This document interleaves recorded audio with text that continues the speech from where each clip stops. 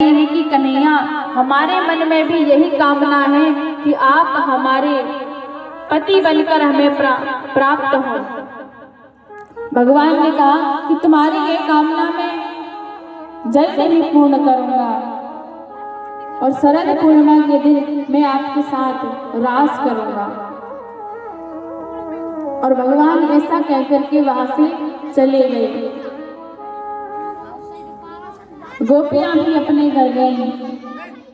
इसी प्रकार से जैसे भगवान उनको पूजा की प्रक्रिया बता करके गए हैं, उनकी पूजा विधिवत चलती रही है। एक बार भगवान को याद आया कि मैंने गोपियों को वचन दिया था कि मैं उनके साथ रास करूंगा। आज रात्रि में कुमुद कुमुदनियां खिल रहे हैं, मोर नाच रहे हैं और बहुत ही सुंदर दृश्य है। शरद पूर्णिमा का दिन है। भगवान ने जैसे ही देखा, अपनी मुरली को उठाया, अपने अधरों पर रखा और तभी योग माया को आदेश कर दिया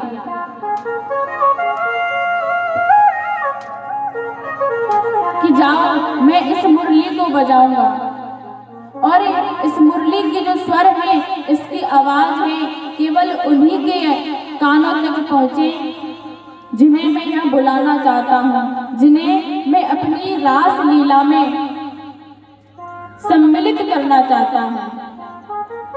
और जिन्हें मैं नहीं बुलाना चाहता हूँ, उन पर तुम अपना प्रकोप दिखाओ। योग माया को आदेश कर दिया।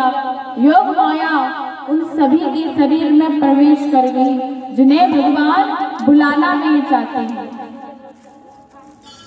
भगवान ने अपने अधरों पर मुरली रखी और उसमें तान छेड़ दी।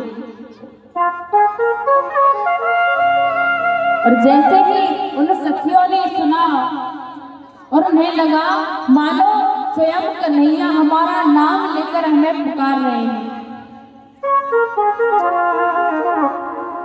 अब तो गोपियां बड़ी ही प्रसन्न हैं, बड़ी जल्दी जल्दी कार्य कर रही हैं।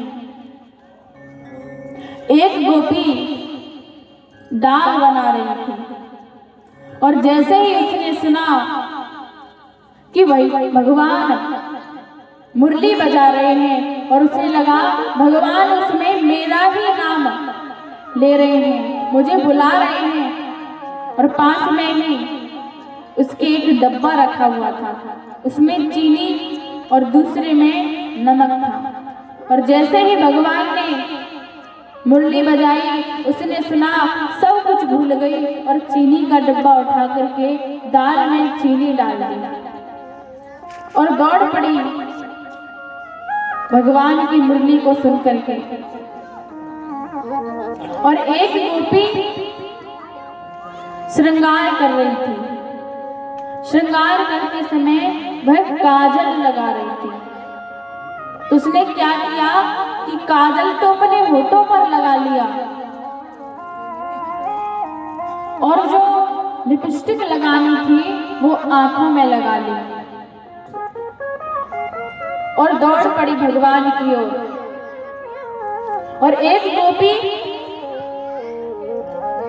अपनी बिंदी लगा रही थी। जैसे ही भगवान की मुरली बजी, उसने सुना कि कन्हैया मुझे पुकार रहे हैं, मुरली से मेरा नाम जप रहे हैं। उसने बिंदी अपने कपोल पर चिपका ली, यानी अपने गाल पर चिपका ली और तुरंत भगवान की ओर दौड़ने लगी।